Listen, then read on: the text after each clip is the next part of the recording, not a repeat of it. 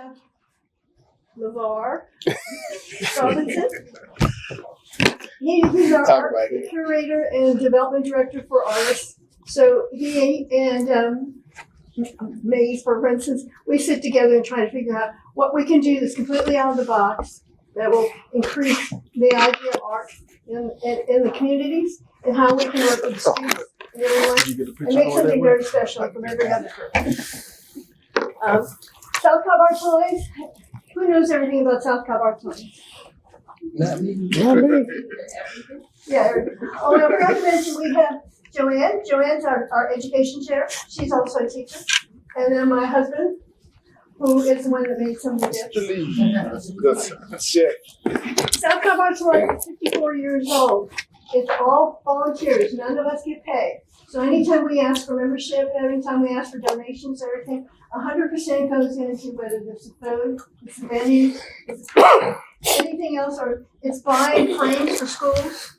Or it's for instance like the Tap Middle School and bicycles. It's giving back to the teachers and the art supplies. Rather, because when you have performing arts and you have bands and you have theater productions in schools, usually your budget for arts is at the last, and they get the leftovers.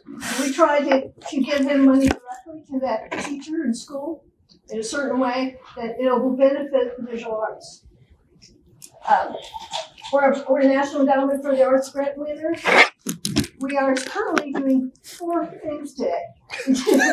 We're doing a Valentine's market. We have at the Avenue West Cobb, we have twofold, which is 2 of our artists in 10,500 square feet of property, the old Gap store in Avenue West Cobb. And we have one in City Hall in Powder Springs, which is a Hodges collection, which is sort of our Black History Month.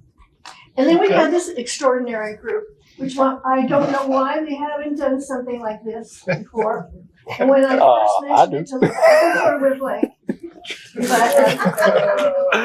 but I have to say, it's my privilege to they joke around all the time. It's my privilege to be a part of this family. And although they haven't shown it up at my house yet, everybody else has. They probably will. So they are very different and creative. And the one thing that, in case you don't know, you sort of see them, who you work with that day, who you see at the art park, where you see with SCA, who you see in the lines when food is given out at some of the places on Saturday morning. You see all these little pieces. But then when you see them in action, they are constantly going for helping kids for this, helping art supplies for this, helping somebody that needs help that day, listening to you and talking to you, and then going ahead and doing some action. So it's my honor to be here. And I'm going to sort of let this up for them. I'm going to ask them some questions, because if you ever wanted a question, you should ask them now. This will be your last chance. So you want to introduce yourselves and tell us what you do for your real job. Which one? And then you can go back and you can explain the art. Okay. Angela, we'll start with you since I'm number 1. I'm the oldest. Hey. So I'm number 1. Angelo Robinson. I do art full-time, photography full-time, also represent other artists as an art dealer and gallerist. Navy for military for 14 years, and that's me. Hello, I'm Mario Robinson. I go by Mario D. Black Robinson in the art world because there's a famous artist named Mario Andreas Robinson, and my mom, who is here, named me Mario DeAndre Robinson. So that name is so alike that if you Google Mario Robinson, he's probably going to come up. So that's why you see the Mario D. Black Robinson. I am a communications manager for Virginia Tech College. I work remotely, and I also run our family business, A. Robinson's TV. I'm Gerald LeVar Robinson. So LeVar, most people in the art world know me by that. That's actually my middle name, but that's my fancy name. So that's what we go by in the art world, and I have quite a few other names. But I'm your art teacher at Tap Middle School also, and one of your directors for South Cobb Arts Organization. Nice. That's the skinny. Just like that, I'm last on the list. Oh, I'm number 4. My bad, I'm number 4. We started going by numbers because it's 8 of us. So at some point in our life, we started. That's number 1. Yes. He won't let us forget. I'm number 3, and then when you went, I'm number 4. I'm number 6. Yeah, we actually had numbers growing up. So it's great being at the end. You get a lot of hand-me-downs, so that's all. But I'm Anthony Robinson. I manage at KENNESAW Hospital, the food department, getting food upstairs to the patients. Food is your real health. I'm just going to throw that out there. But I also do art around those Anthony's Run art. What is for kids doing art? What is graffiti? What is painting? A little bit every media, or is doing it on cars. Been doing art on many different medias for a long time. So, Yep. That's the crew. The Your whole turn. fam. Now, Four of the 8. what drives your creative force? By the way, I didn't skip him any of the questions. No, you did not. So I just, Yeah, You did not send it to the we don't PR know team. what we're into right now, but So what drives the creative? For me, I'll say this in my art statement that I was in the Navy, like I said, for 10 years. So I left right out of Paulding County High in 92. And coming, the country boy coming from Georgia. And then 93, you're in Spain, Italy, France, Greece, Dubai, Cuba, Turkey. It really shaped how I see art, because coming from Paulding County, doing what I was doing then, I was the only one technically kind of doing pop art and doing the stuff like that I was doing. So people kind of, you look at it like, what is he doing? But you go overseas and the guy might be painting a boat right here, but then he makes dinner, but then he goes and picks some grapes and does wine. It was like they did everything. So it shaped what I do now. So that's why I do photography, do mixed media art, do all the different things, because just that experience of going from seeing it this way, then having the world open up to you at such a young age, it was something that really influenced what I do now. So that's what influences what I do. And my father, Mr. Emmett Robson there, they'll tell you whenever I'm doing a show or something, I didn't do it here because we was already sitting down, but I'm normally going to tell people like, all right, look to your neighbor and say, hey neighbor, how you doing? Because I grew up, my father's a pastor, so I have a lot of churchisms when it comes to a lot of my shows and stuff, so I get people together, and it's about that togetherness and family and things like that. So that's another influence as well. okay. Well, what drives me in my art is community, family. If you look at a lot of my pieces, it's actually pictures of my siblings, and like the paintings that are here now, you'll see one of my brothers walking around Atlanta. That was a time when we would be in Atlanta every weekend with cameras and just taking pictures, walking around, talking to the people and visiting the local shops. We're really into local culture, and that spans across all cultures. So that you'll see that in my artwork. So when I'm actually traveling, when I'm out, when I'm meeting people, these are all the things that inspire me to come home and say, okay, there was a moment there, and I want to capture that. And my artwork is very detailed, photorealistic type art, where I want to be like number one here, but I can't turn my brain off to do abstract. Like at some point, I want my picture, I want to be able to see what I'm doing. So I'm working now to try to figure out how to free my brain up to where I can just put paint, Throw the put paint. color. Yeah, he'll say just throw it. Then I was like, it got to look like something by the time. I can throw it. I can throw the paint, but it's gonna look like something in the next 2 days. With me? I guess my drive is just curiosity, love, family. I guess I'm the crazy one in the family that's always been kind of out there with thought and wanted to explore. Basically what he's saying is we fought a explore. lot with him. Right. That's what he said. So, That's what he said. so I experiment a lot and mix all medias, been around the globe a little bit. So just getting influence from different people, different styles everywhere I've been. And, everything I do is based off love. Like she said, we're working with kids or family, community, whatever else. So it's all based off of that. So, and different things I love with mediums and the fun stuff like graffiti. You always see some fun styles in there. So I guess that's how I ended up as middle school teacher. A little more fun than high school with the kids going crazy. So I'm kind of that one, just a mix of everything, and just curiosity drives it. That's what's up. Mine's a little different.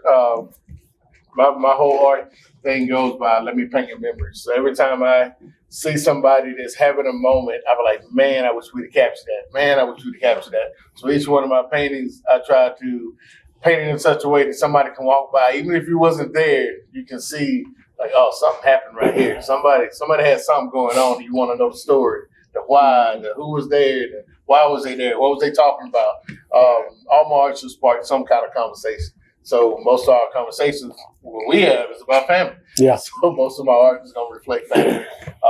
Also in the cars, because the family was in the cars. All my uncles had cars, whether it was muscle cars to Beatles to even classics. So a lot of my art is also painted for his cars and taking pictures and things like that. So we keep it in the same general area.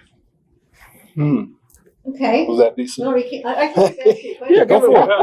Go for it. I want to know, why did you take this idea when we suggested it? Why did you guys run with it? Because when we first suggested it, was LeVar said, well, I have to talk to them. That's not Under the bus. And then it was, okay, where is the pecking order here? I wouldn't say we ran with it. Let's just start right there. Yeah, and then there was like, well, I'm not sure what would I put up. Well, how many? I said, well, if we do it at the Avenue West Cobb, we need at least 300 pictures. Okay, we can't do that. So your thought process about it. My thought process was I got a call from number 3 here, and he was like, "Hey, Bolo is thinking about doing something with Miss Sands." I was like, "I'm in," and then so it was you for me.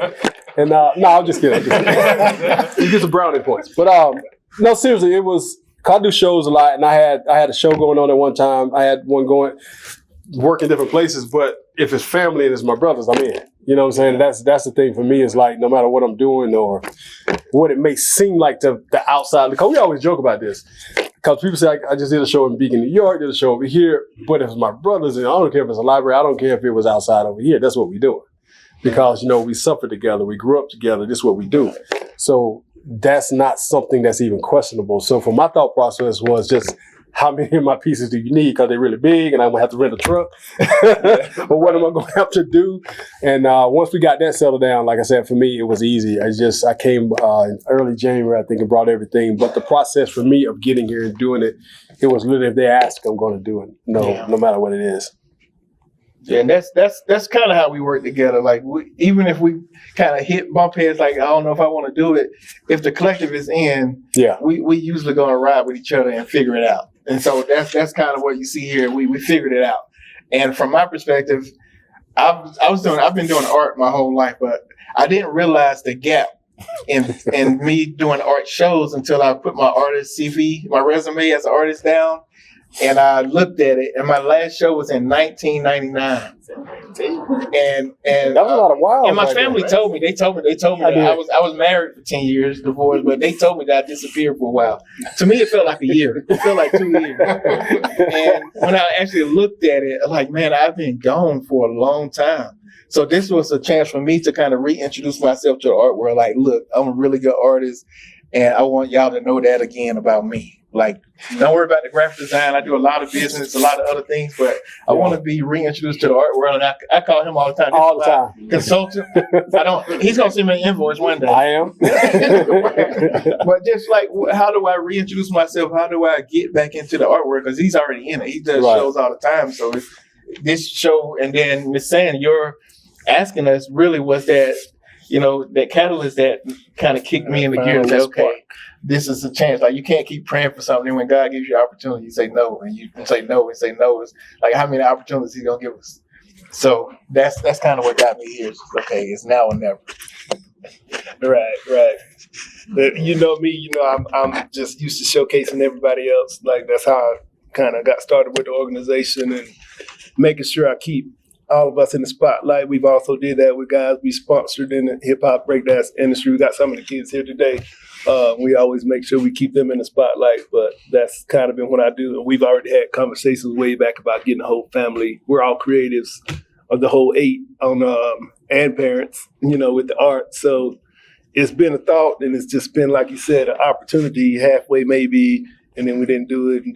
And so it's here now, and we got to do it. And usually with all of us, like you said, when one of us makes that call, we trust each other so much. It's really no question. Yeah. It's okay, let's do it. Even since way back when Auntie called, said, these guys said they want to fight us. And so, all right, I'm on the way. You know? Oh yeah, I'm telling on the speech. So, Why you telling us? It's on camera, man. Hey, man. Is that much? Well, you know, we're never gonna put each other in some crazy position. Too bad, not too bad. But so it's always just I'll be there in a minute. Whether it's 2:00 in the morning or we got an art show or whatever. At least the public facing part won't be bad. As a family, I want to say we do get those calls a lot. Yeah. And if you can imagine a family of 8 kids. Just the other day, I got a call from one of my brother Emmett, and he was like, "Oh, my battery's down." And it's nothing for me. If I'm busy, call Ant. Call number. That's the car guy. You call him, and he's gonna come get you. And you just make me think like we really do treat each other like that. When the call goes out, no matter how much of inconvenience it says, we go. And I would love for the larger community, the world, to interact with each other. We would be a much better place. Yeah. And I know Mr. Number 6 over there got to go, but I'm going to say this right quick. To that point, I got here last night at 8:40. He showed loud. At 9 o'clock, I was doing homework. And then I woke up this morning, and then I got to leave after this to go back to Madison, Alabama. And then to go back home to knock out what I got to knock out. But this is important, so I got to be here. And so that's what we do. On top of that, though, he didn't just call me and say we got an art show. He hit me with, "You ain't putting no old people." Yeah. I'm like, "Hold on, bro. You know, I just hurt today. I'm coming out of surgery for July at art camp. I forgot about I that. just had hurt my leg. I told my quad attendant at art camp this year with the kids. First person at art camp to ever get hurt. They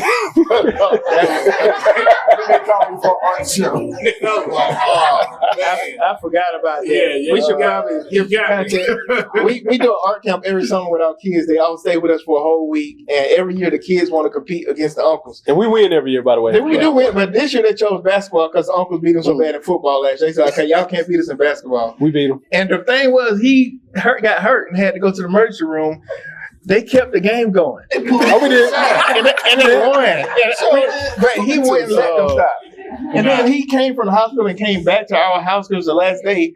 He came back, and I'm like, "Man, why are you here? You're supposed to be at home on your pain medicine." But he came back and made sure he said goodbye to the kids. Yeah, and that's why I wanted to commend you on that. You didn't have to do that, man. But We still apologize. and he didn't walk for how long? Man, I was not walking for 2 months on the walker with the tennis balls on the front foot. For a month. I just started back walking around that October time. So yeah, in the midst of all that, you had the leg propped up trying to paint. It was something else. But I love that they gave me a challenge. And that's one thing my skills get better because my brothers never let you just become where you're at. They're like, "Nah, we need something better than the last one. Don't give me what you had, give me something new." Then they push you to not only do something new, do something different. So we don't want to see the same. I usually do like comic book styles, and I love anime and those kind of things, and Marvel. Now, I get some realistic stuff like you used to do. Put some new stuff on top of it. So it was good to get a challenge at a challenging time in life. Just thinking I pull it out. I know as long as they was gonna finish, I ain't gonna be last. I'm not gonna let them win. So that's kind of how I got pulled into it. Yeah, It's a healthy competition. There's a lot of unspoken competition. It is. Where we all Push each other. we compete, but we never fight. But compete in a forward-facing, forward-falling, like they're saying, like if they know if they call me. You call me, "Hey man, look, we gonna have to get some different paper. We ain't doing that right now." Hey, no, we got to take that off. Nope, that ain't gonna work. Like, I was mad at him. He got me they got a new product where you can do watercolor on metal. It's like piece of aluminum, and the paper is glued to the aluminum. And so I did that painting on my brother. You see out there, he's sitting in a car, and the car door is half open. I finished the painting and spray it to kind of seal it, not thinking that because there's this metal, the liquid goes and hits that metal and just sits there. Don't go nowhere. So it's on my front porch. I'm thinking, "Oh man, this is gonna be so nice when I come back. It's gonna be glossy." I came back, that liquid had soaked up all the paint. Anywhere that was black was gray now. Oh Lord! I had to that painting was done twice, and I called him first. And he was looking for sympathy. I called him looking for first. sympathy. He was looking for sympathy. You told me to get this. But he did that, right? And I let him finish. And then in my nice professional voice, I was like, "How far away was you holding the can? Was it 6 to 8 inches or was it 12 to 15? He was like, He probably screamed it. "Well, maybe." I was like, "See, you got to hold it 12 to 15 because if you do that and you put it over here, you do this, then it'll be right. But if you hold this," he was like, I shouldn't have called you. I was like, hey, I got to tell you the truth. That happens. But I was told that story just because sometimes people see us, they think it's never any conflict. Oh, no. But even in this show, like I had to do a painting twice. And that was my fault. I'm the one that sprayed it, and it diluted all the watercolor, and the color got washed away. Yep. He didn't call the graffiti guy. No, I didn't. Screaming. Yeah. Okay. We crazy like that. Okay. You got any other questions? Let me ask. Oh man. Okay. I don't know. Does anybody have any questions for them? Oh, don't do that. Don't do that. Yeah. I look at those four guys. Two of them are cool. Two of them aren't. He's not gonna say. He's not gonna say. That's exactly how it plays out You too. ask me how I know. You know you're cool if you wear sunglasses inside. You know what I'm saying? That's what we be doing. You always need to see. See that key? He gonna make me put my glasses on. Knowing I can't see. Don't have none. Oh, yes, ma'am. Well, I first want to know, are there any sisters? And I also want to know, it's like growing up, did y'all have like paint around the house? How were y'all, how did you express your creativity when y'all were younger? So it's 6 boys and 2 girls. Okay. We got so, yeah, we got 2 sisters. number 2 and Number 2 and number 7. Yeah. Yeah, my father can verify right there.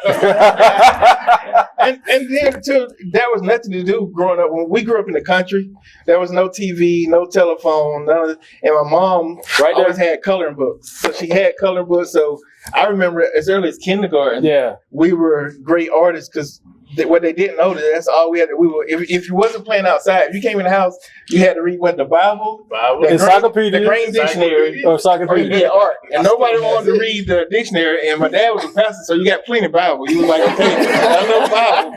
And so you did art, and you just did that over and over again. And you just didn't do it.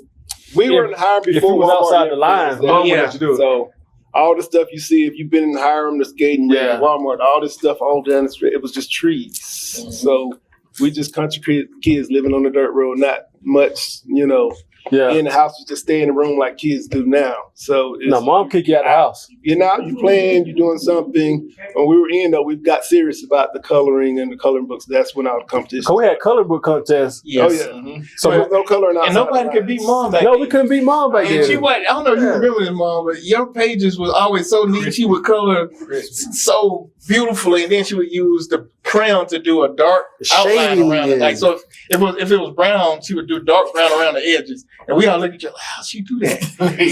So it's like earlier we learned how to put pressure on the crayon to make it dark and lift it up. So we was learning these techniques that at an early age that you probably wouldn't get until you were in like high school or college or something. And we just kind of learned it on the fly. And since we're on camera, I ain't gonna say the brands, but there were certain brands you didn't want to use because it had too much wax in the crayon. Right. But then there was the good crayons that you use that you could blend them together.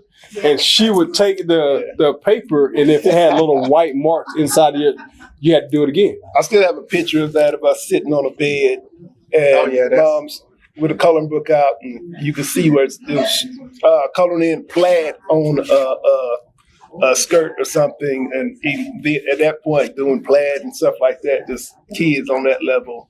It was that serious. So the first time making a little money in school, people were paying me to color their maps, and Angelo and we all did stuff like that, first, second grade. So there wasn't really paint and stuff like that around, but we made it do what it do. Like crayons and color books and stuff like that. That's what we had. Pencil, you had, so that was my first good thing, was being good with just regular pencils. And so you got basic markers, skills, the 8-pack of markers that we learned how to shade with and all that. That was we don't think about that until somebody asks. I know, till somebody literally never, till you just asked that. I didn't talk about that. That's how you got real great good on basic skills, just from necessity, I guess. What you got? Is that good? Oh. My question is more for like mom and dad. Did y'all ever have to clean creativity off your walls? Oh man, that's my trouble. No. If you tried it, You didn't try it again. Mr. Robinson wasn't like them, like these new parents. Like you, There was consequences and you repercussions. grew up in a time where you really respect your parents. You did. really respect your parents, and because mom had so many boys, I tell parents just to have a lot of boys now. My mom did a really good job of making us think she was crazy. No, in a good way. We were more scared of her than him. That's no other way to keep boys. It's not. And you know, for parents like that, boys can be something else. Like we get into everything and we don't think about it until after it's done. Jumping off the roof, climbing on the roof. That was a bad idea. and you can imagine around. We didn't really fight, but we wrestled a lot. We wrestled like me and this one, and this. Like it was always something. So. Yeah, the last thing you want to do is draw on the wall. Nah. The last thing, and because you would be sweating the whole day waiting on dad to get home, and you're quiet. And it didn't. When I got older, I don't know. When I was high school, dad, I would get in trouble, and I don't know if dad remembers. Dad would come in, and I'd be so scared all day. I can't, and I would just. He'll come in and he'll start talking to you, and he would sit down and he would fall asleep. I don't want to wake him up because I know if I wake him up, I'm gonna get a whooping. So I would just go to sleep too. And when I wake up, he'll be left, and it was the best time. Like I don't know, I remember that. Like he'll be so tired from work, and it was a point in his life where he would just come in, and he would talk to you. You know better than that. All right, as the oldest of this delegation, I gotta put a bar right there. That was for y'all. Us older kids, number one, we didn't get that. He was woke all the time. So it was no drawing on the walls. No, it was no drawing on the walls. But the other part, moms always had something to draw on. True. Yeah, we always had paper. Coloring books, the paper. True. She'll go by when the butcher rolls. Yeah. It was always something to draw on. That's something that I started too. When we started doing Uncle Art Camp, even before that, because there was a time when you grew up without nothing, like you grew up poor, you cling to all your stuff. So the first couple of years, like I'm telling, like, hey, that's mine. Put that down, like my kids. Like, that's my good pencil. Why are you using my good pencil? Why are you using my good paper? Then I stopped. And even now, when the kids come to my house, I have big barrels of coloring pencils and coloring books and crayons, and no, use whatever you want. They'll see a canvas, and it's one of my good canvases. Go ahead and paint on it. Like, and he does it. We ain't gonna talk about how much stuff I give away. My son goes to his house and comes home. It looked like he went shopping. Arts I'm talking about he's giving him canvases, paper. Although my uncle got your good markers that time. Oh my! That was fun. But yeah, so we learned to kind of just. Don't limit the kids. Yeah. Like just if somebody wants to do art, give them the supplies. We just go do art. And that's worked out a lot better than having a fuss every 5 minutes about somebody that got something, like put that down, stop that. Like that's that good part. We always had that support with mom, dad. We always had something to do art on, and always there was no stifling on creativity or anything. It's just do what you do. Any crazy idea I've had, it's like, yeah, do that, So it's I guess give you a good mentality of being able to do things, because when you got that support and nobody's like, you can't do that, that type of deal. Yeah. I do have a one for that, for what you're saying. I remember coming home one time, like maybe 5th or 6th grade, about 5th or 6th grade, and almost caught a couple of cases from mom and dad because I had pockets full of quarters and dollars and $15, $20 worth of quarters and stuff. And I was like, these kids gave it to me. And ain't nobody giving you that kind of money. You know what I'm saying? I drew these pictures and ain't nobody giving me that money for drawing. I mean, if you think about it, back then, 5th grade, 6th grade, all the money. So we come to the school, and sure enough, but what I was doing was like when we were waiting for the bus and all the 4-H clubs that was there, I wasn't thinking of it like that then. I just like to draw. So I'm drawing posters for the kids, and the teacher would see it. Then I'm going to this teacher's class, they give me $1 for this kid give me $0.25 for this. I'm coming home, $5, $8 worth of quarters stuff. And my mom was like, there is no way this money is from drawing. Right. So once the teacher verified it, but I do remember that I was, like he said, I was sweat. I was so like, I hope this teacher remembers that I'm actually getting this money after school, like doing the bus, like getting all this money. And it went on until, I think in high school, I was painting all the pants for the kids paint. Yeah. Then I would do the megaphones for PB Rich in Paulding County. And I always tell people I never had a government check for a job until I went to the Navy.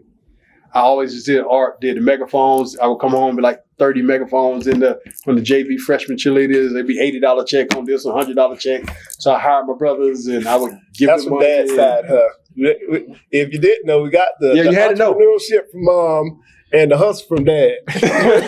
So you're going to find a way to make some money. You're going to always have some money. You know? So we use the creative side instead of some of the other sides that some other folks do, you know. So we were fortunate to, well, he taught us that too. I did enough of that for all y'all. So, you know, y'all need to go out and do that, you know. So let us know we had skill, we had talent, we had abilities, and we watched how they did. You know, mom's never even worked regular jobs, but she always got more money than everybody somehow. So it's important to say that. We talk about that now, even with the camp. We work with the kids at the breakdancing thing. Like, we really believe in giving kids a foundation of who they are at the youngest age possible. Like, to let them know you got talent, like you're good at dance, you're good at skating, you're good at drawing, like something, give them something that they can hold on to, and they're going to be less likely to let somebody bully them or tell them they ain't worth nothing or they don't have value when they know, like, hey, I'm one of the best artists in my school, and you can't dance better than me. Or like, it's like, we really want to work to let kids identify skills early in life, as early as possible. We have, 4-years came to our camp last year, like 2 4-years, and I was scared because, like, man, can they? And I always ask parents, can they go to the bathroom when they're home? And that's the biggest, like, I'm not changing diapers. As long as they can go to the bathroom when they're home. They came in and Miss Tracy, you was there, like. Some of the 4-years are better than some of the older kids. Yeah, better folks. Fooling you over there. I don't know the art camp start. That's right. Yeah, go ahead. We talked about Uncle Art Camp, but all of us did these things growing up, and that led to Uncle Art Camp. Like, and you can tell, like, I started with my daughter when she turned 6. All the kids I had the most kids in the family since Angelo was up, North Carolina with his kids. I had 4, so all the kids come to my house for the summer. We have Robinson X games, and that's where we play basketball. We had dunk contests, drawing contests. Everything was a contest, but it brought all the cousins, the cousin friends. We call them the Ninth Robinsons, all the ones that were close to the family, and brought them in to just do stuff they love to do. And have family to hang around that, may have come from out of state and they ain't got a lot of family around. Come on to the Robinson house. We got a lot of people over here. Come on over here. We'll find something for you. Yeah, and he made it more popular too. I don't know if y'all remember, you make rings out of dollar bills and cash. Prizes. You can fold them in a way to make a ring. He had dollar bills, $5 rings, $10 rings, and then you win these obstacle courses. It was serious. Yeah, they was racing, doing everything with those rings, and just seeing that was motivating. And then tell about some of your you've always been a teacher anyway. Too much. Yeah, he's from always been I don't around know kids. since high school and college, working with kids. I was in Montgomery, Alabama State. We worked with kids there, but after college teaching and started high school, but still working with some of the youth too, with younger kids. So it's always been, everything is centered around kids with me. I don't know how that happened, and I'm the only one with no kids in the family. And then I don't know. I worked from home a lot. After I left corporate America, I worked from home. I've worked from home. I can't even remember how long now. And so in the summers, the kids would come stay with me while their parents worked, and I would take them I would find the local schools that have free lunch programs, and I would take them to get lunch. And really, back, it wasn't even about art. It was just about, okay, y'all can't sit at home all day. Come to my house, and we would go to the schools, get lunch, come. They would just really just play. And we called it boot camp then. Like, that was the name the kids gave it, boot camp, because we had to do it. We was rough. Let's just say that we was rough. They was doing push-ups and wrestling, boxing, whatever we could do, because we brought them up. Like, we came up as rough boys. Like, we were country boys. And yeah, I remember back to that one. My son Nigel is great. He's over in the other room right there. Speaking of independence, he's not here about Nigel. Yeah, he's over there chilling. But I remember him coming home from them when I went to pick him up, and he was looking really sad. And I was like, "What's wrong with you?" He was like, "I lost." I was like, "What you do?" "I got beat in boxing. E-Man beat me, and he's the little cousin. He beat." I said, "But he knows how to box." Nigel started doing push-ups. He was running. He was doing straight rock. I was so sorry. I said, but this is great. Nigel's at home literally training to beat his cousin when he go back. I've been fighting for years to not let that video come online because I didn't want the kids started a fight club. They found the gloves at our camp. They found the gloves, and we didn't know. We found by the time I found them downstairs boxing. I think they had went to like 2 or 3 matches already. The damage was already done. I'm like, man, these parents, nobody's gonna want to come to our camp if they think the kids are fighting. And they had found his gloves, but it was only one set of gloves, so they would put one glove on the right hand, and you got to put the other hand behind. We go downstairs, and the kids just doing this thing, and I'm like, oh my God, we in trouble. But to the point where he said it motivated. At that time, Nigel was 8, maybe. Yeah, he was doing push-ups. And he was doing push-ups, and he was like, "I'm daddy. I'm gonna do this, daddy." And I guess that's a long way to answer, but all of that created this camp where the kids every year they talked about it, they wanted to come. Yeah, it wasn't because I've tried to stop several times. I just like, man, I'm tired, and they're like, "No, Uncle Mario, you can't do that. We coming anyway." They'll be like, "We coming anyway." In October, they've been asking, "And what we gonna do? Are you gonna cook that stuff again?" You know, we cook 3 meals a day for them. Yeah, that's what you know. Yeah, Eli's been there eating good. Like they know if they get there by 8:30, the kids the breakfast gone. So they're trying to get up early. Hey, we need to leave now because we're gonna miss their breakfast. Yeah. And I think my sister-in-law made chicken and waffles last year. There was like this big hit, and all the kids we had a couple that never spent the night. And I'm trying to figure out like why are they still hanging around? And one was like, what time do y'all used to eat? That smells good. What's she cooking? I said some chicken and waffles. And I don't even know they ever had chicken and waffles together, but it just was this big thing where, and then when I'm saying kids, this is white kids, black kids, Hispanic kids, like everybody, like it's no mention of race or anything like that. It's like one of the most beautiful things. To 16 or from 4 to 17 maybe. 18. The oldest 18. Yeah. It started out with just family, then like you said, he's had the most kids. They started talking. His kids' friends would come. And then and now people they already texting me now saying, how would I get my kids to Uncle Art Camp? Like I'm getting those texts now. And I'm like, I don't know if I want to do it this year. Like I do this every year. I go through denial every year. I don't know if I want to do it every year. Yes, ma'am. Limits for Uncle Art Camp. Yeah, they tried to get me in school already. Coworkers been trying to get in. We're going to get with our legal team and PR, and then we'll get back. Now we are going to do. We have some friends down in Orlando, Florida. They do these draw days where it's adults and kids, and they meet up and they just draw and sketch. We do want to try to figure out how to start organizing. Maybe we can work with Miss Sandy here and try to find a way to do that to where we can have adults come around and we just spend time doing art. Like it's really a beautiful experience. And just to bring it. Add one. You have a kid coming up from Garden. Oh, we got you. We got you. Harassing him for last you know that this is the opening. I'm putting it out. Right. Hey, it's on record now. I don't want to forget the original motivation. Also, we always talk about this. Moms always we always bring back to the parents. Yeah. Mom's has always been a babysitter. Every community we've been in, every one of them. She's a neighborhood mama.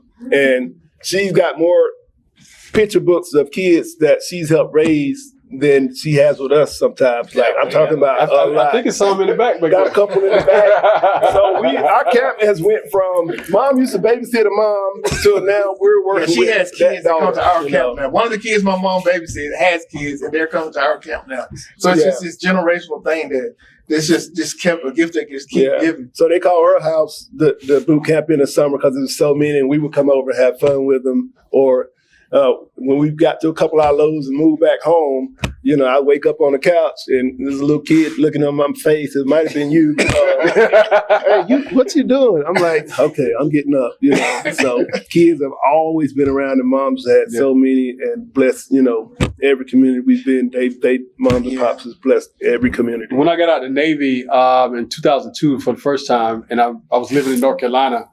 And I actually went to the Troops to Teachers program, but then I figured out in my brain and the way that I was in the military, being in that one room all day. But I counseled at-risk youth families and kids for like 6 years in different counties and stuff around North Carolina. So I started my process with it then, just going around and when I say at risk, it might have been from food or it was some very serious situations. But in general, it was, then I even became a paraprofessional where I had certain clients that I would go to school and do the IEPs and walk around and sit with them, walk them to lunch and kind of guide them and stuff like that. So then when they started doing this, I was finally able to come back over the last couple of years and be a participant in it. Yeah. And it's just been one of those great things where, like I said, it's full circle because I do remember moving to Hurt Road in Smyrna. Yeah. And even those apartment kids would be at our house when we come home. And so it's always the kids. Yeah, because the kids, sometimes the kids, she would feed the kids, and you got 8 kids, a lot of times it's no leftovers. And we come in the kitchen, and neighborhood kids got bowls of food, and it's rice and beans, cornbread, like it's the stuff we grew up on. And we looking like, you don't even like this, and they just eating with them. And mom always found a way to feed everybody. All the friends always have a question? Come around. We have a young question. Yes, ma'am. Have you ever done cake art? Cake? Mm-hmm. Not personally. I have some. We had some cooking got added this year. The beautiful thing about our kids is this year some of them came back to actually teach. One of the classes that we did teach, my son taught a pizza cooking class that's kind of related to that. You draw it, and then you have to make that pizza for lunch. So whatever you put, get yellow pepperonis, whatever you put on there, we actually had to make it for lunch, and they love making their own pizzas. They made the dough, they made everything they put on it, and a lot of the pictures look kind of similar. But we have to get into baking, so I'm hoping we can get some baking in for our next one. We want to do some input. Yeah, we got some nieces and nephews, and a lot of people asking about it.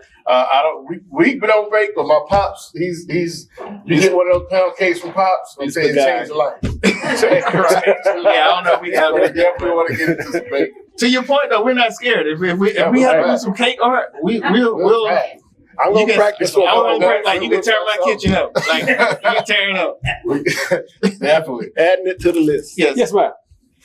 Tell everybody about how you got started doing murals for the high schools, like from when y'all were in school to the mural in East Paulding to doing municipal high schools around the county. It's like almost every school has a Robinson mural. Yeah, that's something we don't really talk about. I think I didn't do any murals in the school because I graduated in '92, so they did a lot more of them. But I think it was the rollover from us doing the governor's honors? Yeah. And the school sisters knowing us, and then they did it. So I'll let them know. But I didn't really do murals. Yeah, we was. I know we was doing so many murals at one point. I'm talking about like South Paulding High School, East Paulding High School, and I think around I got married. And that's when I was telling y'all that big gap in my thing. I kind of disappeared. I took over after that. And I kind of left it with, because he had the graffiti experience. I don't really want to, like. It's on camera. The graffiti Allegedly. There's some pieces you would see around Atlanta. Allegedly. But I knew he had experience painting on walls. So he kind of took over, and I was so proud. He never let that part of our business drop. He would come to me and was like, look, man, I just got a $10,000 contract. Like really? Like he showed me that, because I grew up, and my family knows to tell you, I grew up thinking that I got to do everything, like it's all on me, and that was one of the first lessons. Like, nah, my brothers, like they capable, and he kind of took that business and ran with it. I don't remember. I think maybe might have been doing like banners for the the cheerleaders would have a big run through. I maybe started out doing some big stuff like banners, the megaphones and everything, clothes. And then somebody asked about a wall, and we end up doing a couple of walls. And then later on, in another life, I got on the graffiti side of things. So it kind of fused those two art styles. You'll see some of that with my styles out here of just being able to add spray can. It's like having a big airbrush, to me, using spray cans. So instead of taking forever to do a mural with brushes and all, I was able to get quicker. And because you had to work quick at night in some places you weren't allegedly. So you got a couple of hours to do something somebody else would do in a couple of days. So, and being able to work colors and coordinate colors at night sometimes, and dark sometimes, maybe that helped, with the whole thing of being able to do stuff and get it going, and then start bringing the family in with it. That's one of the most beautiful aspects of it. there would be times where we would draw it. We'd be on these tight deadlines, and we would have the kids come in, like all our nieces, nephews, sons, daughters, even sister-in-laws. Like people, they would come, and it was already drawn out. Only thing you got to do is fill it in. So there's some pictures floating around somewhere where you would see our whole family just paint these walls. I know at Dallas Methodist Church in downtown Dallas, Georgia, we did their whole upstairs. So there was a lot of family. It took all of us to finish that on time. And then one time at East Paulding High School, I remember you had a cafeteria contract, and school was starting this week. It was the night before school, Sunday night, I think. Sunday night. And we just couldn't. It was 2:00 in the morning, and we was just finishing up. The whole cafeteria smelled like aerosol. The whole cafeteria, and we opening all the doors, and I'm like, man, you got the alarm code. We don't want to set no alarm off. And that was one of those times where I was really scared. Like, and I really think the kids had. I think we couldn't get all the smell out. So that year, East Paulding High School, I think the kids did come back, and when they ate lunch, you smelled a little spray paint. You remember that? Like, it's been lots of fun. We was trying to air that place out. We always talk about motivation, and so for me, they motivated me because I never worked there. I had went into the Navy, but then I would come and they would show me the pictures. I would see the stories, and then in the Navy by 94, 96, and by 99, I started doing murals. So I did a mural on the USS John F. Kennedy, the aircraft carrier. Then I did one in Waukegan, and it was all based on the fact, and like he said, it was a little friendly competition. I was like, well, I'm gonna do a mural too. So they showed me how they was doing it and the size and scale. So I ended up doing a couple of murals, but we always talk about how that we motivate each other in a good, friendly way to go ahead and try something you ain't never did. Yeah. Yes, sir. Did you ever do a mural at NCCS? I haven't. That's the North Cobb Christian. I thought about if you got a contact, because I ride by all the time, and I'm always that's come from that other light too. They got a wall.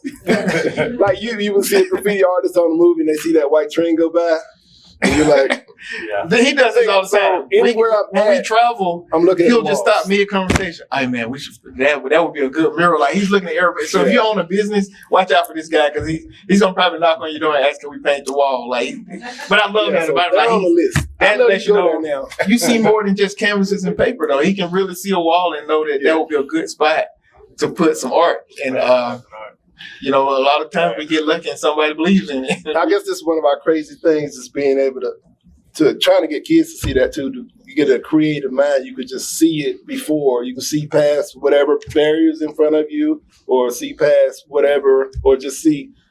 When I see a wall, you can see an image that could be there. I don't know. It's hard to get others to see that. Maybe I'm just crazy, but that's how I see things. And so I've ridden by there because we leave from over to our studio, and we have to ride by. And so I've looked at it like 1,000 times. So I need to get over there and see what I can do. Yeah. Anybody else got a question? Oh, one back there. Yes, ma'am. So, I've known you for a very long time. Yes, ma'am, you have. Yes. I'm wondering if you're ever going to bring the art back to the clothing that you did in high school. Oh, I'm coming with that real soon. Well, we had this idea with my school.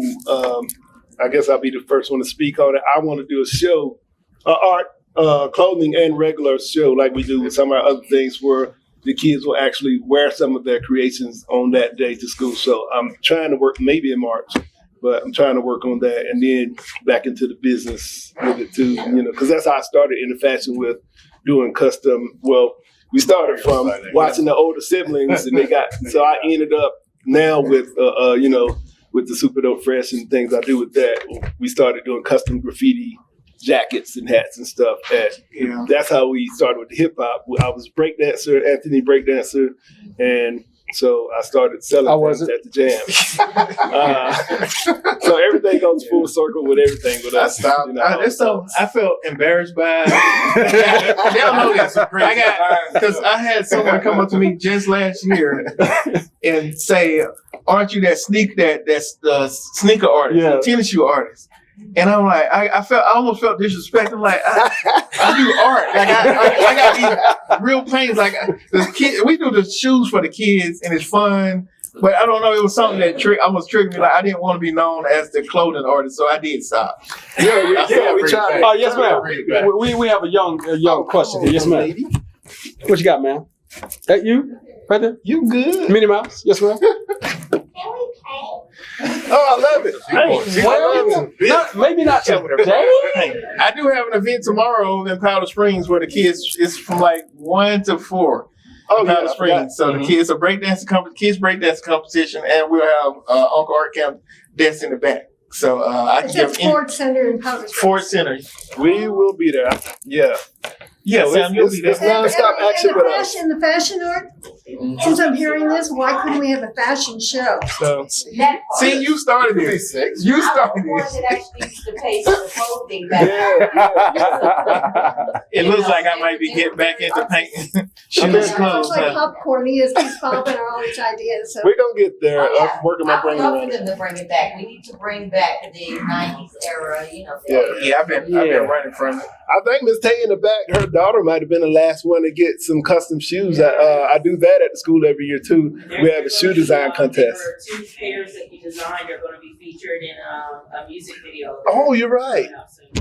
Yeah, so she won my contest last year, right? Mm-hmm. And then they had a sneaker ball. So she asked me about that. So she got a custom pair to match her outfit. So what we do every year, we'll get blank paper with like a Nike shoe or something, and we'll have the kids color it.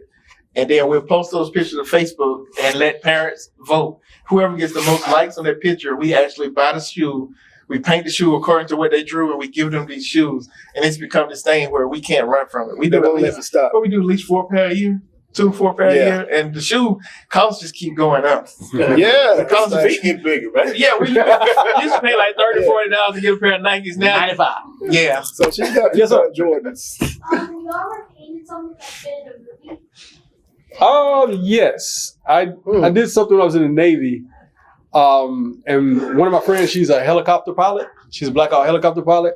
So I did some work for her, and the Army put it in one of their movies, and they put it with her helicopter in one of her advertisements. So that's the only thing I've done that's like that. Some of mine were not purposely done for the movies. Allegedly. I have seen. I actually did see a couple with a car might ride on the right street. Car chase and a couple gangster scenes. I'm like, that's my piece. And it's funny because it was supposed to be in LA, and I'm like, I know that's Atlanta. That's mine beside Tony. So some movies you would see, when they're in one place, they just find a wall or Fox, something. I was not a part of any of this. City. But Probably get hit I'm not gonna already. I ain't gonna say which movies. Yes, ma'am. Yes, I first just want to say how proud I am of you guys. Oh, thank you. And secondly, I want to know what advice can you offer to the children as well as adults about just staying motivated to fulfill your dreams? I always tell people this, is that the motivation comes from you want to be an individual. And that's frowned on sometimes. But being an individual means, like they say, comparison is the thief of joy. So kids nowadays, especially with social media and all the things like that, you're always trying to measure your stuff up against someone else's. Just like they were just talking about with this art show here. I've been doing shows like forever. And if 300 pieces, I got them. Because I do shows all the time. He could have did this by himself. So there's no way for him to come and be like, oh, I ain't no good because Angelo got 300 pieces. It's because I've just been doing it. It ain't that you ain't good. I just have done a lot of shows. So it's whatever you're doing, however you're doing it, get very good at doing what you want to do. And then you'll attract your team and your crowd and your tribe and just keep growing. But if you start looking at, let me see what Miss Sands is doing. But she might have a different experience. She might have a different access. She might have a different, whatever it is. You can't compare yourself to what someone else is doing. And then you just have to be understanding that this is your gift and whatever you have, whatever that gift is, that you just are thankful for what you can do and not trying to do what someone else can do. Yeah. Because what stops most people is, I can't paint like that. I can't. When you can do what you can do, but you might not be able to do that, and you have to become good with that. Yeah. I would say that just to tag on with it, is we talked about this earlier, just as parents, support the kids. Like my son I got about a $3,000 trumpet in my trunk right now that's from his middle school. I think my sister-in-law's son, like your son has used it, but my son, he played maybe 2 years in middle, but I was supporting him. I went to the band concert. When he wanted to draw, he got drawing pads. He would go to his house and get canvas and paint. So anything creative they wanted to do, we didn't block them. I found a way to get them and at least let them explore it and learn it. At that age, you just never know what they're going to pick up on. Like, you got to let them almost try everything. And and kind of have to. The hardest part too is getting out their way. Because I would want him to be a watercolor artist like me if I was really like, no, paint with this, don't use this, don't talk to Angelo. Just use my. So it's kind of like you got to get out the way and let them play. Just let them explore and play. Yes, ma'am. Yeah. We talk about the positive aspect, but there's always, how do you express to the children or guide the children on accepting criticism? I was just about to get there. You okay? Go for it. You know, come from being a middle school teacher, they at that age, you know, I just kind of try to model it for them too. You got to be crazy enough to not worry about what other people think, but I know that's hard for most folks. So, you know, you got to have, first surround yourself with, you know, positive people. That's the first thing, and that's hard to get people to do too. But that helps a lot. And they're not, like, even surround myself with brothers, they're not yes men. You know, I'm crazy, you know, I guess experimental person in the family. I'm always doing something, but they push me, they support, but if they see something that's not a good idea, they're gonna say something. You're always helping each other out. And I don't know, with kids, just trying to get them to be able to see, you know, if you got ideas, just try it. You know, somebody told Steve Jobs, this is stupid. I'm not about to be sitting up on the phone talking to somebody on the screen. I said that with with the texting and all that. And when I was in college, they started a chat room. So I'm not about to be sitting at no computer talking to somebody. But now I got my phone every day. So now you can't go without this. So somebody's gonna say it's stupid no matter what, especially if you have an innovative idea and you got to just go with it. I always said since a kid, and they know I wanted to be an explorer. We grew up watching adventure movies and Indiana Jones. I knew I was gonna do that. That's me. And kids just asked me that this week, a couple days ago. Like, what do you want to do? I put, what do you want to do when you grew up on the board? And they wrote something on the dry erase. And I'm like, I wanted to be a world explorer. I do that. People thought I was crazy. You know, I'm all over the place. And, you know, want to be an artist, want to play college football or whatever it is. I'm just gonna try it. Like everybody else is like, I don't know if I can do that. I'm like, this is my art too. What if, and then why not? That's exactly. Yeah. Go with it. I think that was one of the biggest things our parents taught us. Yeah. Is that negative energy is still energy. All you gotta do is direct it to the right place. Right. So if you're out here and you just got all this extra energy, I think now it's a lot of ADD and a lot of ADHD and a lot of things like that. We got a little bit of all of that. She replaced that into doing something. Oh, you got all that energy? Let me get you this broom right here. I'm like, oh. We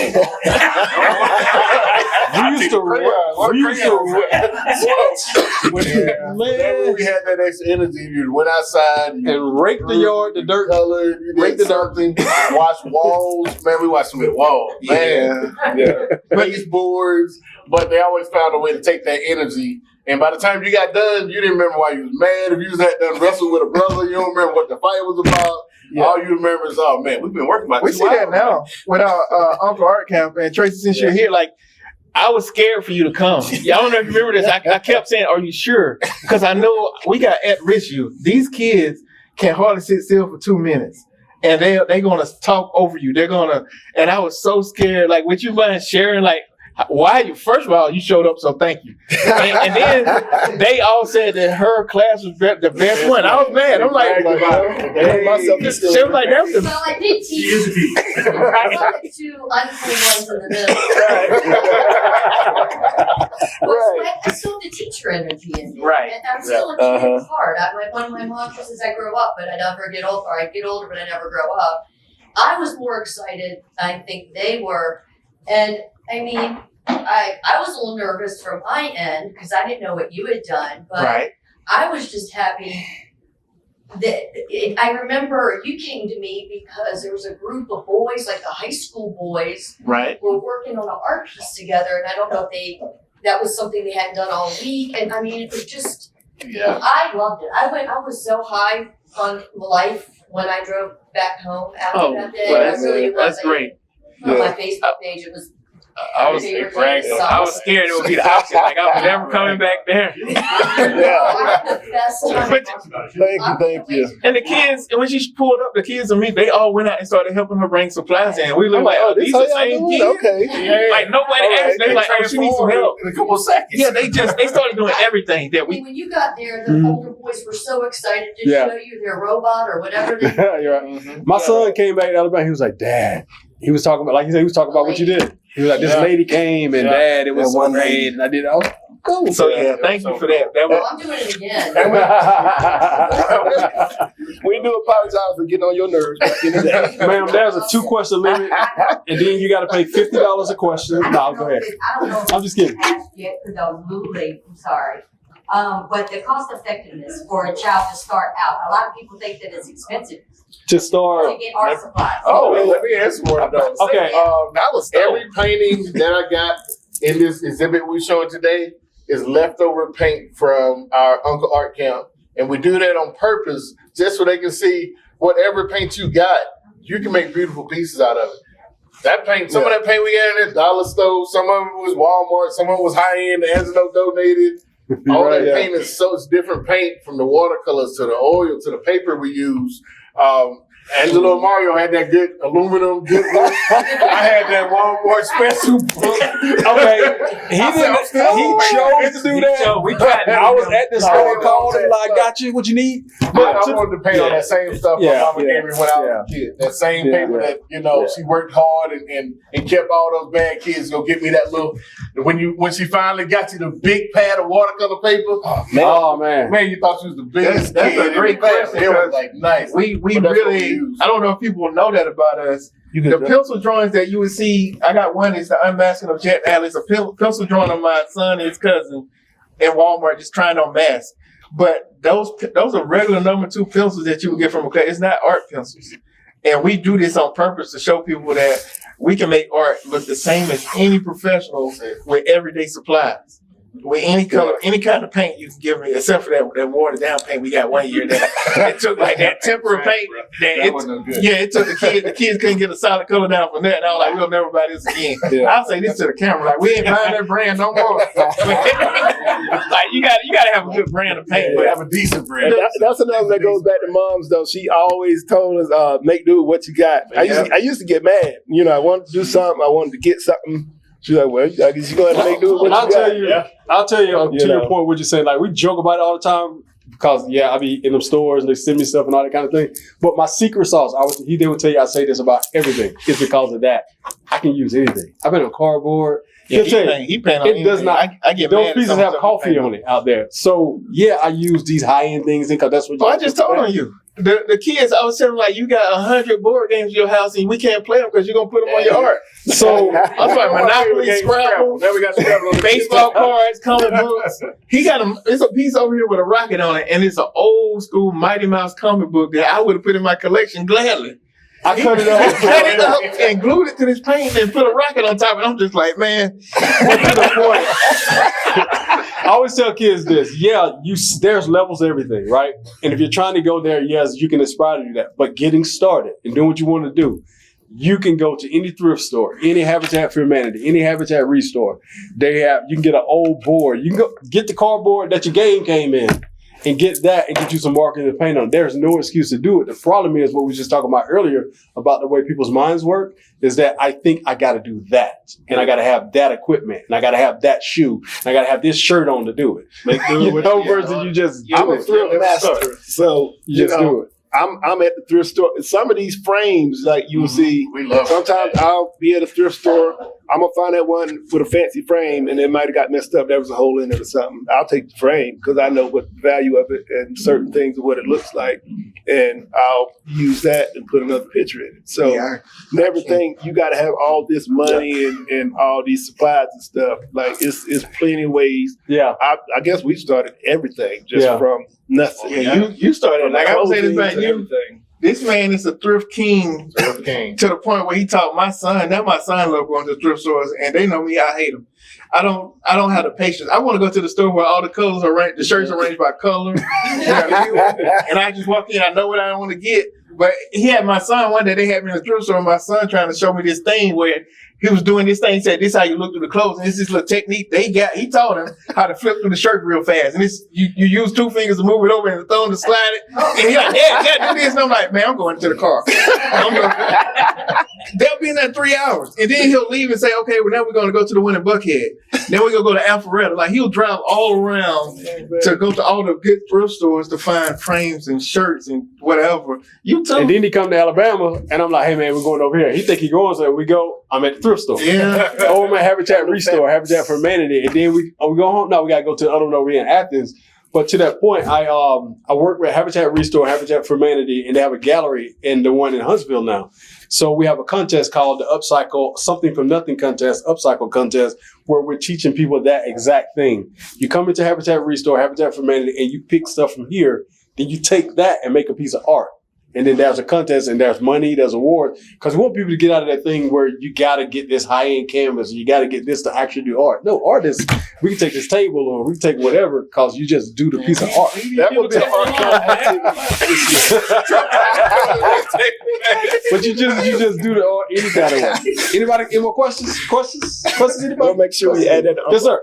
I'm interested in the 8 Robinson TV. What do y'all do? I would defer to the owner here. Yeah, we started doing, we wanted to do a podcast years ago, and then everybody started doing podcasts. And I said, you know, what's bigger than the, but let's have our own TV network. Right. And so, and actually, I'm going to defer to, I have a friend here, Dr. Joe Pratt is right here. Yeah. NFL alumni. And this is a man that took me under his wing and taught me everything. Like, what was the MDB TV network? And I worked with him for years, building a network, working with NFL alumni, meeting a lot of NFL legends through him. And even with him, he has a new book out now. And that kind of it stayed with me, even when we stopped working together. And I had the opportunity to start my own TV network. And I don't know, if you look at podcasts now, you'll see the same celebrity that'll go on a media tour and they would tell you the same story on every show.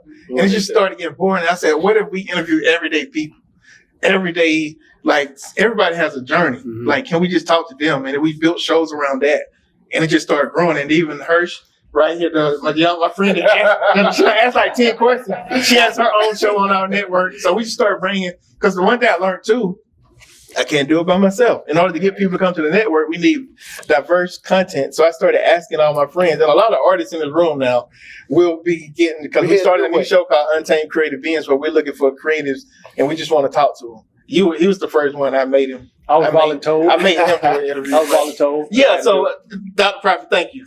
Like, this is a good chance for me to just tell you thank you. Like, you inspired that. So 8 Robinson's TV was just really all of that we were taught in media and art, and now we applied. And then he really taught my brother number one. He like, this is the first day I'm just gonna say number one, so you feel good. I'm not gonna say it after today.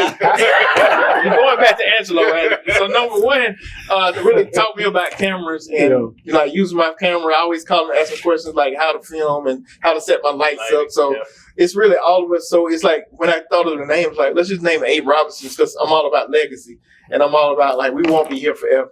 So the day that I'm gone, what can we do that's going to mean something is still here? And 8 Robinson's TV now, it's going to be here forever. Like, and I want to piggyback on that right there. Something that people don't realize, and they don't realize because they don't know it, of course.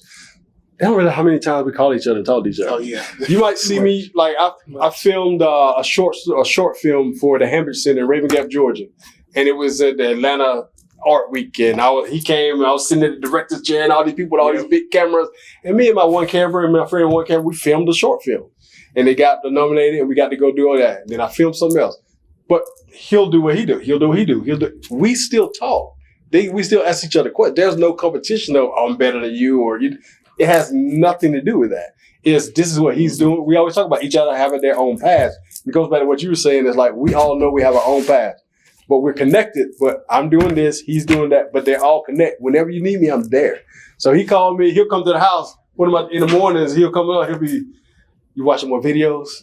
Yeah, I would go to his house and he would just be on YouTube watching somebody work on their camera or set up lights. I'm talking about hour-long videos. The only thing they're doing is setting up lights. And I'm looking like, bro, the game on, you know? And he's like, no. And then he would have all these magazines just magazines. Still got around it. the My house. wife don't. And like so that. he taught me that if you want to be good at something, and this may go to some of your Kim and Kay, y'all got y'all show with me too. So I don't want to miss y'all. They got to show on our network too. But the question you asked, like he had resources around his house. He had camera equipment. He had the magazines. Even when I used to go to Dr. Prophet's house, he might tell you like, sometimes I don't know if I was getting on your nerves come to your a mansion back then. And it's like, man, I would just be over there. I would just be at his house and he would have cameras. He had the green room. Remember the green screen you had? And we just got to play. So it's really about just, if somebody got the resources and we in a position to share them, those people that have done that for me have greatly enriched my life. And now what you see all of us doing is giving. We've always said anybody's house that you come to, you should be able to do art, film something, or whatever you want to do in creativity. So no matter whose house you go to, you can do that. We've all set our houses up. So, set that up for and then here's other thing. I mean, y'all don't do that because they might not, but we don't call each other. We just show up. I don't know how your family works, but and he might be like, hey man, what you doing? Oh, I'm chilling. Yeah, I'm on the way. I'm about 2 hours away. I live in Alabama.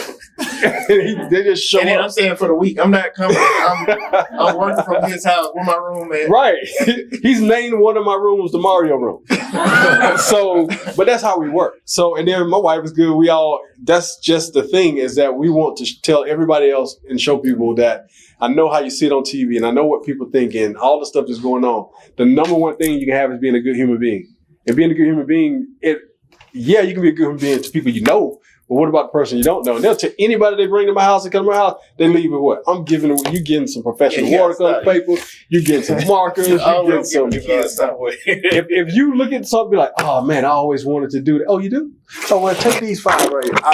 Because the way we grew up, we did the best. My mom and dad did the best they could. Here's my favorite art teacher right here. But I'm pretty sure in high school, she was wondering what the world this dude is doing. Because I would bring her the craziest stuff. And I remember bringing my AP project and she was like, you really want to turn that in? I was like, yeah. She still thinks that way, but But it fueled me, and I got to. Since she's here, I got to say this. One of the biggest things that inspired me early was going to Pratt that time, and I remember, being poor, and when I say poor, like we didn't have $800 to send one of us. One traveling there. You know what I'm saying? One of us to go to Pratt, and I came in. She was like, "You can go," because someone had taken care of it. So I went to Pratt Institute of Art in New York my senior year, and it changed my life because I seen people doing stuff that was in my brain that I had never seen before. And I'm in Paulding County doing figures and that there's mountains, but they're humanscapes, and and she was like, I don't know if I can put that on the ceiling, Say what it is, man. We'd be like, man, you just keep drawing naked women. Let's just say that. He's talking about humanscapes. I mean, it's a humanscape, man. Oh, Lord. See what I'm saying? Really? I'm pushing my peoples. Yeah. He will find a way to make women look like mountains, man, lakes, rivers, But my point is, going to New York and seeing that it did this. So every time I came home from the Navy, no matter what they were doing, I would take them to the mall, take them wherever. And I would spend everything I had and send it to them. I even send my mom money every month. I'm not saying it to brag on myself.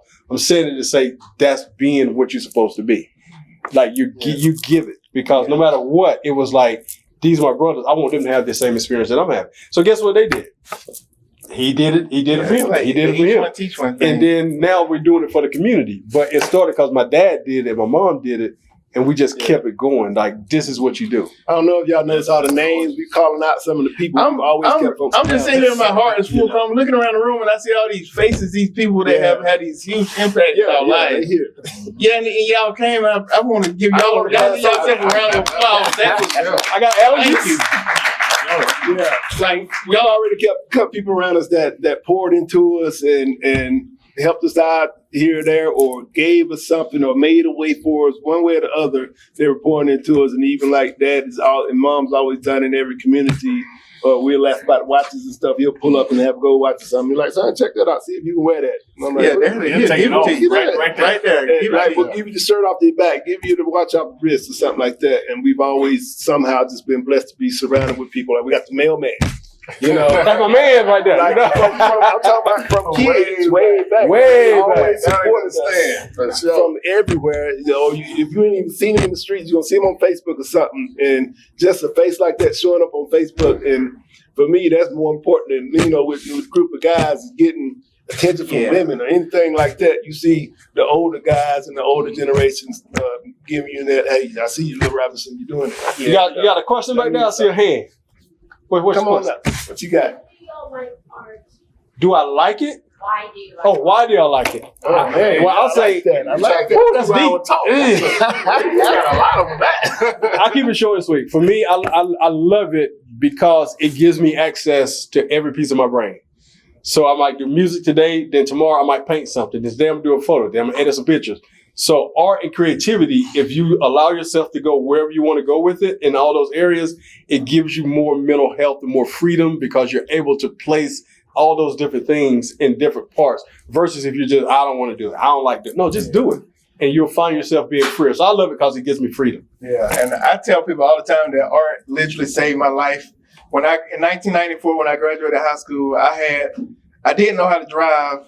I didn't have a job, and I really had no sense of direction.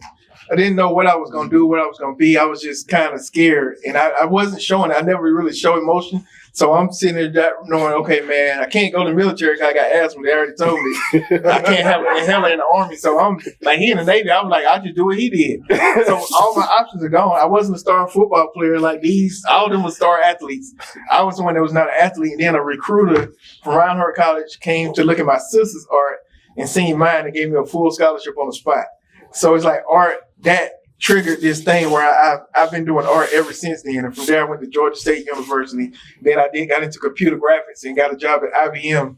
And ever since then, I've only worked for like Home Depot, Auto Trader, like all the top companies doing graphics, managing art. I got to the point where I was a manager over artists. I had artists in California, India, and Atlanta.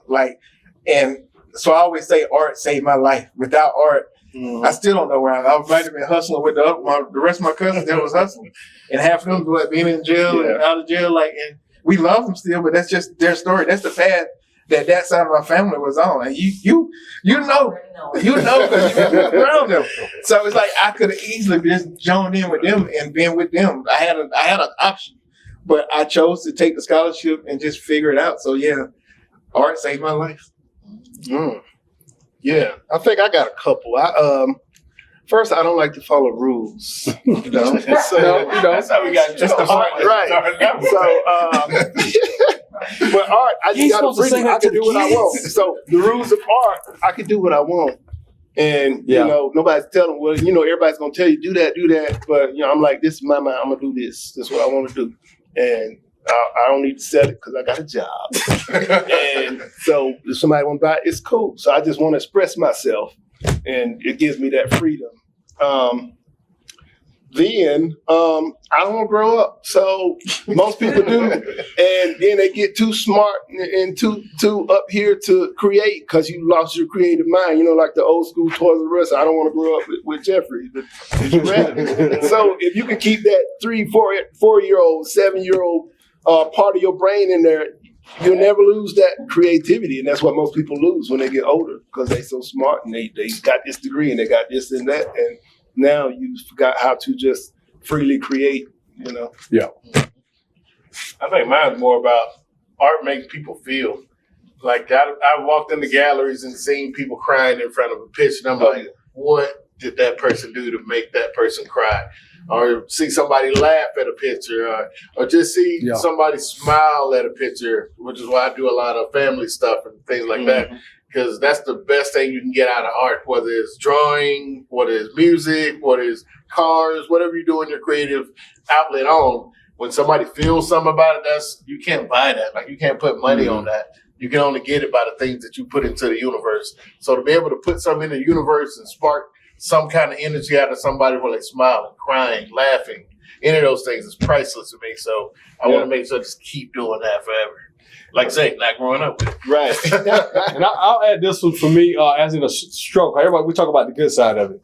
But 94, when I was in the Navy, I was in a car accident. And I was a passenger headed to my ship on a Sunday.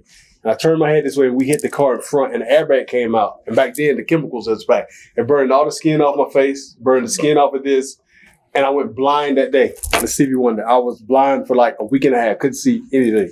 And they would come in and tell me, like, your hamburger's at 12, your french fries at 2. And so now I have photophobia in this eye, I have crease in this eye, I have scar tissue in this eye, and I wear my cool glasses, but there are transitions because I can't get too much light. And even when I get the light, every night since 94, I have to put an eye drop in this eye to keep the pressure down. So every night, like tonight, I'll see purple, green, and orange. It just is what it is. But I say all that to say, I paint realistic paintings. I can still do it, but that accident changed the way I see.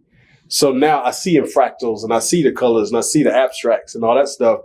And for a long time, I fought it.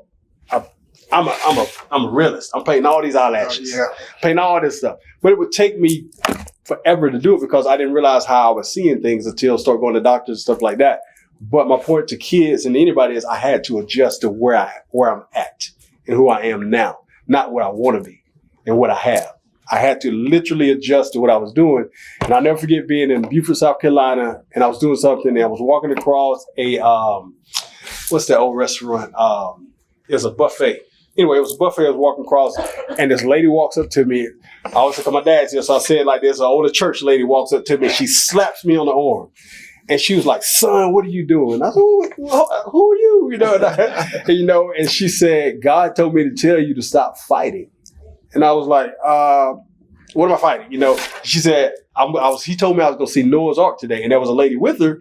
And she says, yeah, because she said she was going to see, and I had a big painting that I was delivering to a client, and it was a painting of Noah's Ark. And she said, no, he's trying to give you a blessing and you're running from it. And I really, really went home tonight. And I had some eye waters and allergies and things. But this was around 2000. That happened in '94. But that event happened about 2002, and it took that long for me to actually accept the fact that if this moves over here, I'll always see like this, and I see blurriness, and my depth perception is different. But because of all of that, I can do all the stuff I do. All the paintings I do now, all the shows I've done, all the gallery stuff I've done, it's because of my paintings, but I see that way. Now, so if you accept who you are, accept what you're doing, and accept the blessing of life and what you can do, not what he can do or what they can do, whatever you've been blessed with is good enough. Do that. That will get you to where you need to go. But too many of us say, I want to do what she does. I want to do what he does. I want what they got. That ain't what you got. Right. And so mine was just a little more dramatic, as in a sense, because I literally went blind that day. Navy sent me home for like a month and a half, 2 months, and I came back. I remember falling down the ladder on the ship. I fell over the side of the ship. Like I had a thing going, but he dropped me over the side. All kind of great because of my vision. But being the government, the military, there's you good, you can see now. And they put you right back in there. And I was a military police officer. They took my gun, and then they put me, I was doing IDs and badges. So it was just one of those things where it just kept you going down that path. But now the blessing of it is at 52 and doing what I'm doing because of all those things, they'll tell you, they call me about anything. They just come down and man, you got everything. Like every time we have something, you got because of the travels and because of what I've seen, because of the thing. Now I'm able to be a blessing to them. But just like that, they're a blessing to me by I get to meet people. I get to go places with things they're doing, and they teach me things. But too many people only think about what I'm doing and what I want to do when we don't think that way. Like I said, we have little disagreements, but it's never enough that we're not going to do it. And we're going to do it. Like it's going to happen. So I just wanted to put that out there because a lot of times we talk about the success and people see what we're doing and they see the show and see this, but there's also another side that I had to accept in order to be able to do all of this. And that's usually the catch is most people don't accept that to be able to do this. That's the sermon for today. I'm going to take up the offering. Basically, you saying you're a little crazy. Don't worry about y'all. He's going to be all right. They're so community focused. Got one in the back. If you missed our opening speeches and everything, we have a show that we've been doing for 5 years at the Avenue West Cobb. It's 10,000 square feet. And LeVar actually curates it, and his talent for everything goes all the way through. But also, too, he's community focused just like I am. So then we drag Mario into this, and we drag Kathy into this. You're voluntold. Yes, we drag Kathy into this. So when you go in and you see a nationally judged jury show, 162 pieces from across the United States, you see a gift shop with 73 gift card. When you see a room that's all full of the walls are all with papers, so kids at any age can go in. But then in this one room, you see middle school and high school kids because they offer them money for the cash prizes and we judge them. And of course, the only problem we have is a 15-year-old said, Miss Sand, I haven't got my money yet. I said, well, I gave you a check. Oh, I shredded it. What does that mean? but they are so full of community. They are so whatever. So what you've been seeing sort of like the different personalities, where sometimes when they get together, I just go, Robinson, like, stop. Not sure to stop. But they're so great on their interacting. And they didn't tell you about Rooted with Love. They told you a little bit It's about just too much, too many things. They had Yellow Tube. Yellow Tub Creative. Yeah, we all got our too own many company. things. When I go to hashtag them on everything, I give up because I don't have enough room. Because I know that Instagram's going to say you have reached your limit. But they're so talented. So if you get them individually and you talk to them and you have dinner with them or individually, they're like, well, yeah, it's such a different conversation. Yeah, we did. But anyways, you guys don't want to say anything else? Do you want to keep going? Thank you. We have one more question. One more question, then we got to go before they kick us out. I've obviously watched y'all's art progress over the last 29 years, thanks to the Big City Club.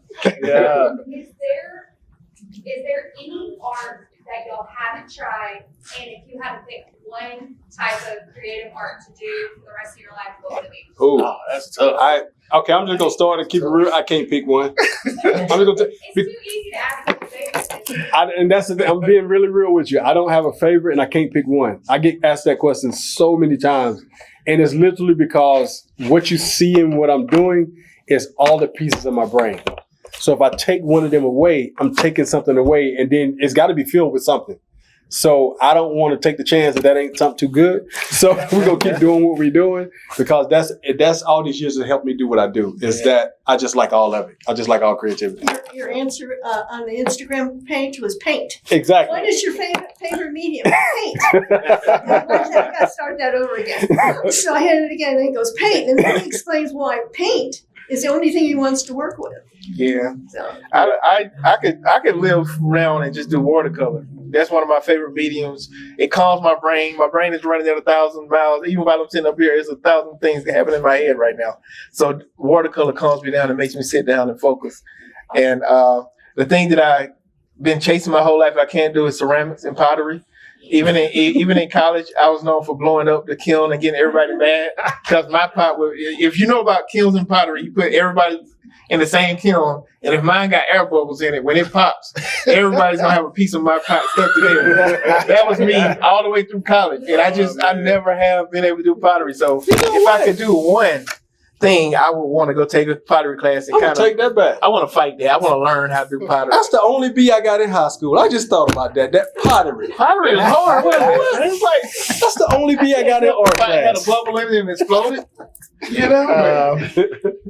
That might be my low point, and I think that's just because of maybe where we come from, and we just started in everything else. Yeah. But I think my top might be aerosol, just because it brings crazy memories from that side of that alleged life. Activities. Adventure. But I stopped there. Yeah, but stop painting people buildings. I don't think I could just choose really what, because it's just like when I say I want to be an explorer, explore the world. It's the same thing with art. I'm one of those type of people that want to do everything, and I know everybody tells you have to do that one, but I'm like, nobody told Da Vinci that or Michelangelo. They was doing their thing. So I just want to experiment and push my creativity to the furthest extent, or how the DJ said, when I take my last breath, I want it to be empty. My creativity, I put it all out. That's a saying we say amongst each other. I don't want to die with anything creative. Die empty. So it's like while I'm alive, while I'm here, I want to give everybody in the world, my family, myself, anything creative. So you're gonna see video, you're gonna see film, documentaries, artwork, writing. I write. So all of that, I just get it out. Just get it out. I can't take it with me. I want to share it. And that's another one for kids. Just get it out. Get it out. Got something creative, try it. I don't care if you mess up, whatever. It's like putting an outfit on. I put on 3 outfits this morning. I was going to put a towel. I was going to be fresh. Well, I was going to be looking good. No, I was like, I'll just keep it simple. I didn't have a blazer until I seen they had one. I had to go to the car and put one on. You had that. You knew you had that. I wasn't gonna wear it. That was playing right there. I wasn't gonna wear it. You know what? He waited on us. He waited to see what they got. Okay. He probably picked it out. They all dark. Yeah. Okay, I got it. And he went to the car and came back like this. Stop. I didn't want to shout.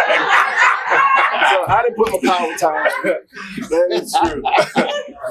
I'm sorry, y'all. I think my favorite, if I had to do one thing of art, I could choose one. You give me some acrylics. I was talking to Miles about this before this show. Mm-hmm. You can water it down and make a water medium out of it. Yep. You can build it up and make it thick and do texture with it. You can smooth it to it look like oil.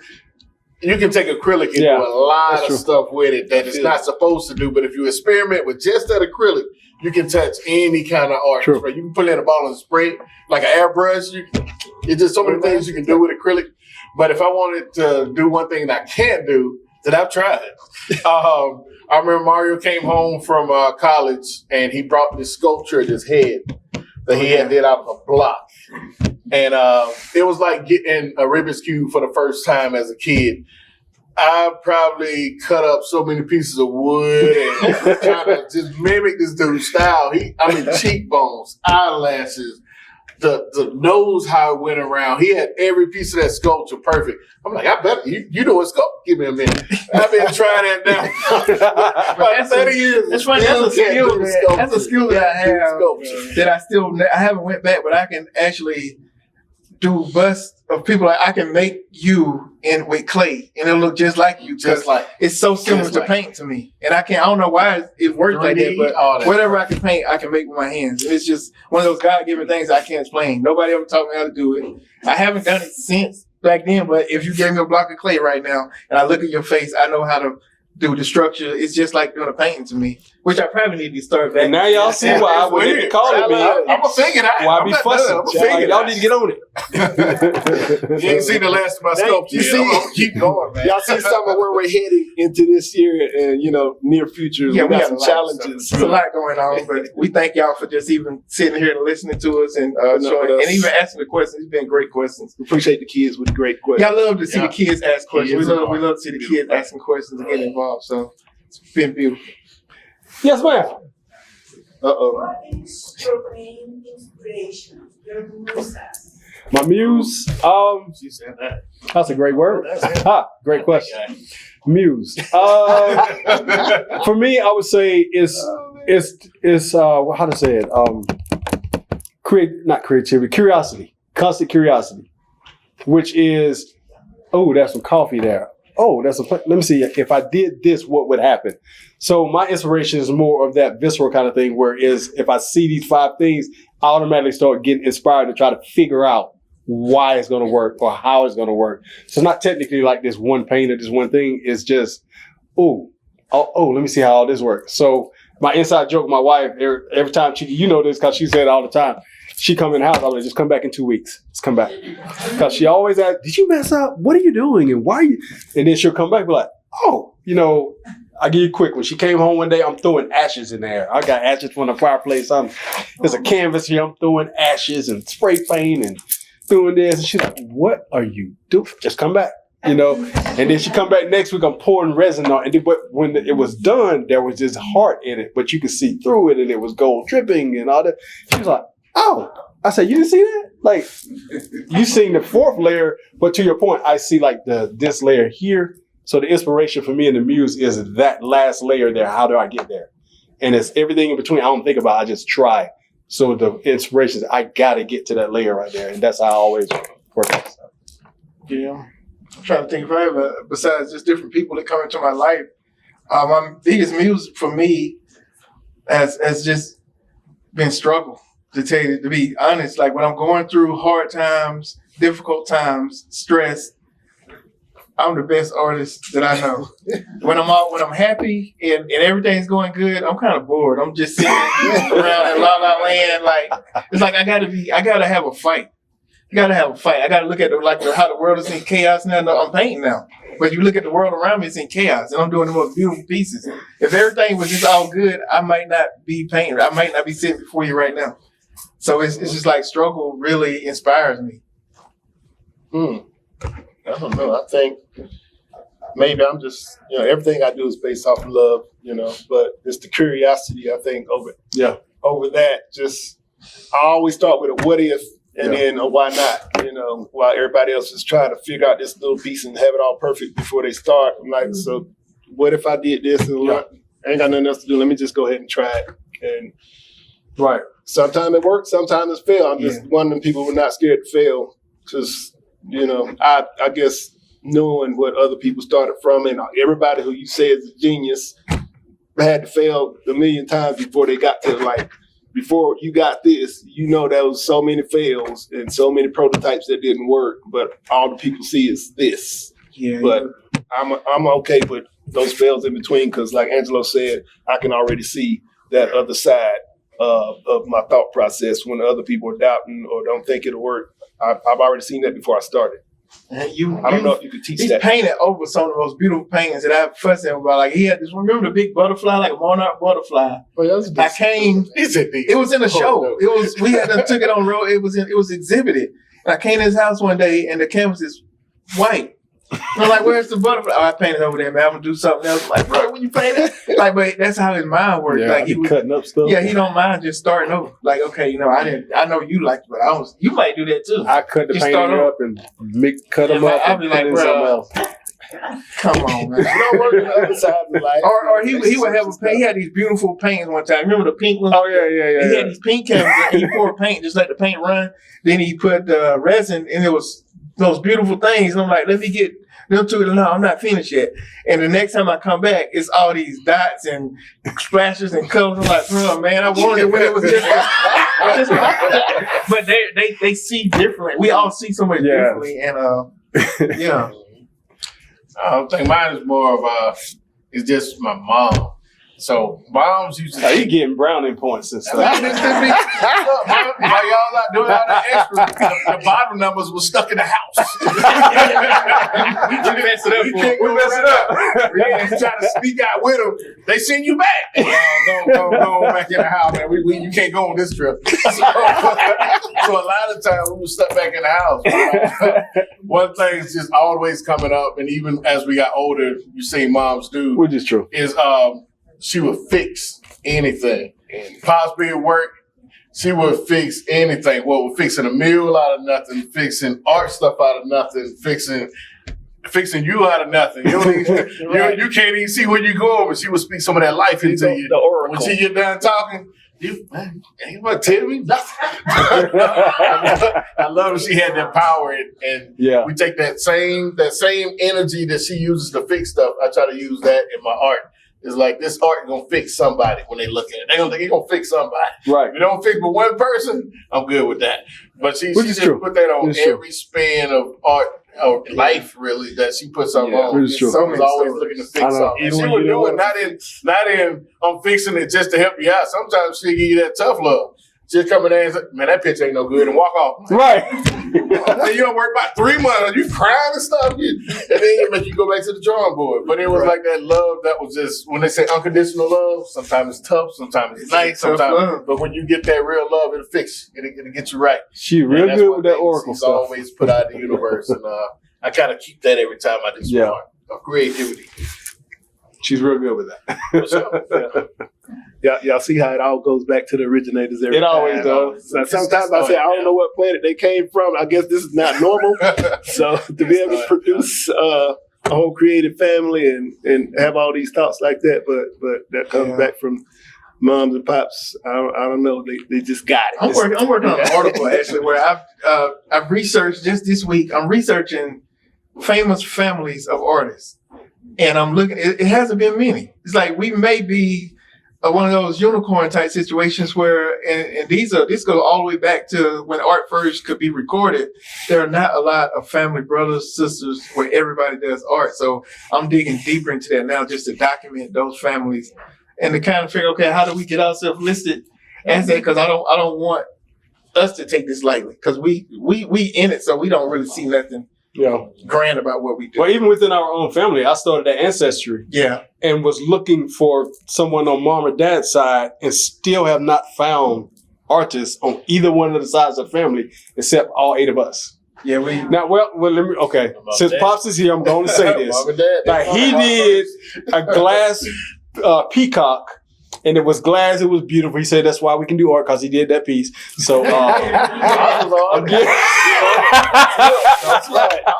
And Mom is an artist. I'm Peter, but you see his vehicles and all that stuff. Yeah, she was always That's great a lot artist. of inspiration from the old school, like that come from the style, the flash rides in the street. Yeah, all that plays into the fashion, all of that. So I knew I was gonna be fresh like Pop. I didn't do it today. I said I'm gonna tone it down today, and then everyone came to it and styling anyway. I mean, playing. But yeah, it just comes from all that stuff together. It don't seem like it matters, right? Just from watching him and the uncles with the vehicles and just crazy stuff they put together, and the clothing, the cars, anything you think of them, it was all there, and then everything just kind of meshed together. It does become part of the DNA. No matter, like you said, seeing Mom all the time. You know, Pops don't like when I post that picture when he had the pink sweater on with the yellow hat. You know what I'm saying? But that was fresh. You know what I'm saying? That was that cool 70s. You know, and then Uncle Mike painting the vans, and so we, you grew up seeing that, and it gets in you, and it just comes out the way it does.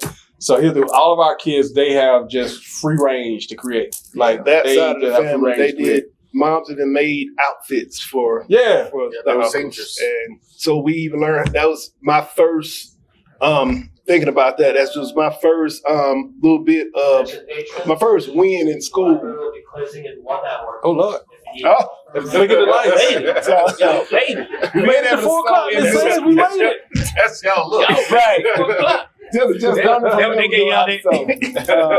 it up. We're wrapping up. I guess we're supposed to say, make sure that you eat everything. So I don't want to take it. We got to eat it all too. Yeah, have some snacks. And we'll be here to talk. We're gonna walk around, like hang out, talk with us, take pictures with us. Yeah, we want pictures. And it's been an honor to be with them. And of course, you know that LeVar's on our board of directors. And we have some members here. We've got Lee Wynn, we've got Kathy, we've got Rosie, Joanne left. So we have lots of our artists even here, and they all understand each other.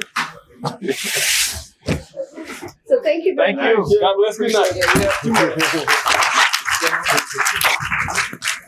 I know I like y'all because I brought y'all some food. I saw that. I was looking back. I was like, did she bring food? I did. I brought. There's one roast beef and one shrimp. So y'all can go ahead and split it. Y'all got it. And he was asking them good questions, Kim. Oh yeah, y'all some podcast.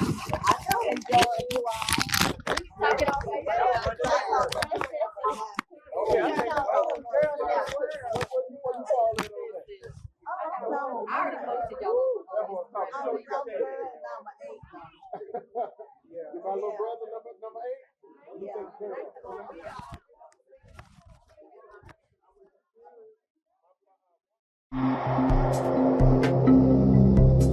8.